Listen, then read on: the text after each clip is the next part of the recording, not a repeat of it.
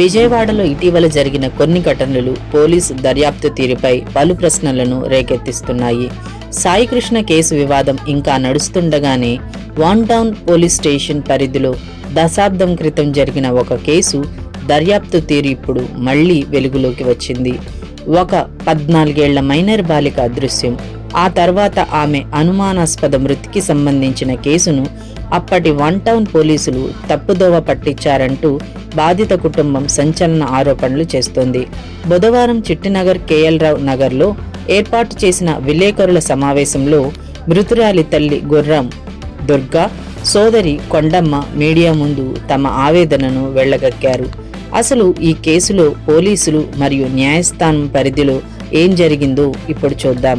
బాధిత కుటుంబం వెల్లడించిన వివరాల ప్రకారం ఆగస్టు 2017లో వన్ టౌన్ మల్లికార్జునపేటకు చెందిన 14 ఏళ్ల గుర్రం బుజ్జమ్మ అలియా శ్రీదేవి కనిపించడం లేదని వన్ టౌన్ పోలీస్ స్టేషన్లో ఆ కుటుంబం ఫిర్యాదు చేసింది.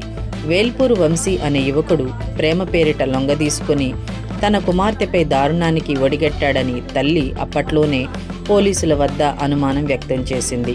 ఆగస్టు 31, 2017న బందర్ లాకుల వద్ద ఒక గుర్తు తెలియని మృతదేహం లభించగా చేతిపై ఉన్న పచ్చబొట్టు ధరించిన దుస్తుల ఆధారంగా అది తమ కుమార్తెనని కుటుంబ సభ్యులు గుర్తించారు. అయితే ఈ కేసు దర్యాప్తులో అప్పటి one town circle inspector Kashi Vishwanath తీవ్రమైన లోపాలకు పాల్పడ్డారని, నిందితులకు అనుకూలంగా వ్యవహరించారని మృతురాలి తల్లి గుర్రం దుర్గా ఆరోపిస్తున్నారు. చనిపోయే నాటికి బాలిక వయస్సు 14 ఏళ్లు మాత్రమే అయినప్పటికీ ఎఫ్ఐఆర్లో ఆమె వయస్సును ఏకంగా 30 ఏళ్లుగా నమోదు చేశారని, తద్వారా నిందితులకు ఫోక్సో చట్టం వర్తించకుండా కేసును తప్పుదోవ పట్టించే ప్రయత్నం జరిగిందని బాధిత కుటుంబం వాదిస్తోంది. అంతేకాకుండా దశాబ్దం గడుస్తున్నా కుమార్తె మృతదేహాన్ని తమకు అప్పగించలేదని, కనీసం అంత్యక్రియలు కూడా చేసుకోనివ్వలేదని ఆ తల్లి ఆవేదన వ్యక్తం చేస్తోంది. ఈ నేపథ్యంలో బాధిత కుటుంబం లొంగిపోకుండా కుమార్తె జనన ధృవీకరణ పత్రం, ఆధార్ కార్డులను సమర్పిస్తూ రాష్ట్ర హైకోర్టులో సుదీర్ఘ న్యాయ పోరాటం చేసింది. ఈ ఆధారాలను పరిశీలించిన గౌరవ న్యాయస్థానం మృతురాలు చనిపోయే నాటికి మైనర్ బాలికేనని నిర్ధారించింది.